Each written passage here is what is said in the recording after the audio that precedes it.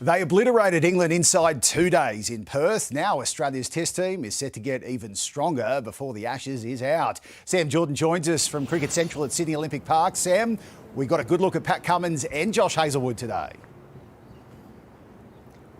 And that was a complete surprise, James. There had been fears that Josh Hazlewood would be ruled out for the entire summer after suffering a hamstring injury 2 weeks ago. But today, we saw him bowl for the first time in what is a major step forward in his recovery and his return to playing for Australia against England. Hazlewood was only bowling off about a 10-metre run-up, but it is a huge positive sign. And he did so alongside Australia's captain, Pat Cummins, who continues to impress with the ball bowling at full flight. The question is whether he will be recalled and risked to play for Australia in that second test. Although today we did get a clear clue towards that. Cummins was bowling with the pink ball that will be used in Brisbane, raising hopes that he will return for Australia. So the Aussies coming off a scintillating win over in the West. No doubt they will be boosted by this side today. For England, well, no doubt, James, they're feeling that little bit more nervous now. Great side for Aussie fans today. Sam, thank you. Sharks coach Craig Fitzgibbon believes the club is ready to go all the way in 2026, saying they now know what it takes to win a premiership. And he claims the pain of their preliminary final defeat to the Storm will provide added motivation.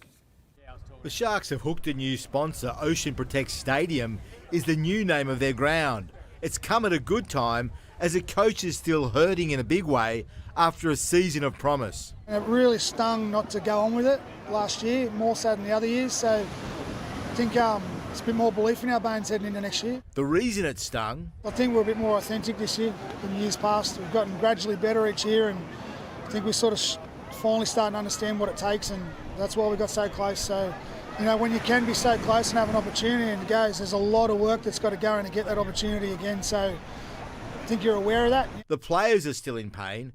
They say the answer is simple. If we love each other more, that'll help. And I love, so I just want us to love each other more. Fitzgibbon knows the roster will be under a different pressure next year. Media speculation. Half of the squad is off contract. It does come a point where you can't keep everyone. That's the reality of professional sport. Like, we didn't want to lose Daniel Atkinson last year, so that's the reality of sport, and players have got to make a decision in the best interest of their family sometimes. We're aware of that, but a large portion of them have indicated that they're hungry to stay. Rudolph is committed to the Sharks, but he had a message for the R360 bosses. If there's any R360 guys watching, I used to play for like 12 years union. Scott's captain, 2014, so like, you know, call me. I can put on 30 kilos and run 12 if you want. But Landers, if you're hearing this, I'm lying. He knows his place in life. I'm getting to that stage of like old warhorse rugby league player, like Aidan Tolman kind of vibe. So I'm happy to stay it out here and live my life out as a rugby league player, mate. I love this game. This is unreal. Danny Weidler, 9 News. Lachlan Ilias has reflected on his brief stint at the Dragons, saying he didn't think he was given a fair opportunity to get back into the first grade side after being dropped. Speaking on Josh Mansell's Unscripted podcast, Ilias believes he did everything he could to earn a recall. I was doing my own video, like I was doing my own extras. I was doing everything I could. I don't know if I could have done any more, to be honest, to get back into the team. I feel like the best team wasn't picked week in and week out. Earlier this month, Ilias signed a 2-year deal with the Titans. Cameron Smith believes he's uncovered the reason behind back-to-back winless seasons, admitting personal troubles and a change of mindset have plagued his golf. The major champ hopeful of turning that all around on home soil this week at the Australian PGA Championship. An unusually nervous visit to Suncorp Stadium for Adam Reynolds, teaming up with good friend Cameron Smith in a chipping challenge. The former major champion then turning journalist. Mate, how are the calves going to pull up after walking 18 tomorrow? Well, I'll be carrying you from the way you've been playing lately, so... A friendly bar, but Reynolds isn't wrong.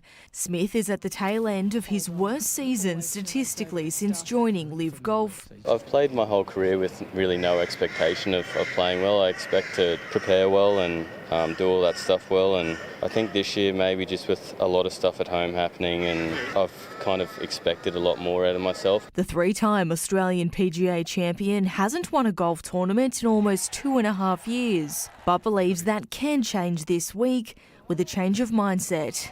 It's not how I've played golf for the last 10 years, so yeah, it's been difficult, but I think I just need to get back how how I think and how I prepare, and that is just being cruisy. Adam Scott is also trying to rediscover that winning feeling. Some good results can really carry some momentum into next year, and that's what I really haven't had this year. So they're big weeks for me. The veteran extremely impressed by reigning champion Elvis Smiley, taking the young Aussie out to dinner and under his wing, helping him adjust to life as a pro.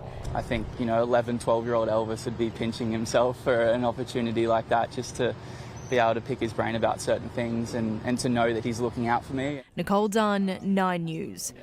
The Matildas are hoping they can ride a similar wave of support from what they received at the World Cup when they play host for next year's Asian Cup. After the World Cup, we saw as a team the impact it had on Australia as a whole, but also just on young aspiring footballers. There was a massive change and shift in dynamic in Australia in terms of women's football and women's. Australia kicks off its campaign against the Philippines March 1 in Perth.